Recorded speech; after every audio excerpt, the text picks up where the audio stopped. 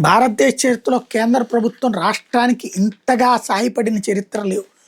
ఒకటి ఒక పోలవరం ప్రాజెక్ట్‌ని జాతీయ ప్రాజెక్టుగా గుర్తించిన కేంద్రం, చివరి ప్రతి పైసా కూడా వాళ్ళే ఇస్తామనుకొచ్చారు. దాన్ని ఇక్కడ దుర్వినియోగం చేసే క్రమంలో ఇదివరకు తేడా వచ్చింది. ఇప్పుడు అడ్వాన్సులు కూడా ఇస్తున్నారు. పోలవరం ప్రాజెక్టుకి కేంద్ర ప్రభుత్వం మరో 1,300 కోట్ల అడ్వాన్స్ నిధులు విడుదల చేసింది.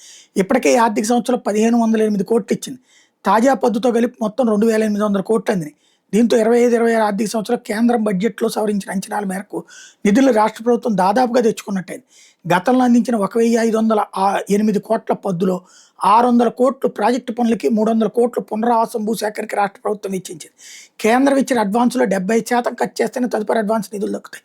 గతంలో ఖర్చు చేసిన 300 కోట్లు కేంద్రం రీఎంబర్స్మెంట్ చేయలేదు. లక్ష్యం మేరకు పనులు చేసినప్పటికీ వివిధ కారణాలు చూపుతా మొత్తం ఇవ్వలేదని రాసుకొచ్చింది. ఇక్కడ దొంగ లెక్కలు రాస్తే వాళ్ళు ఒప్పుకోవట్లేదు.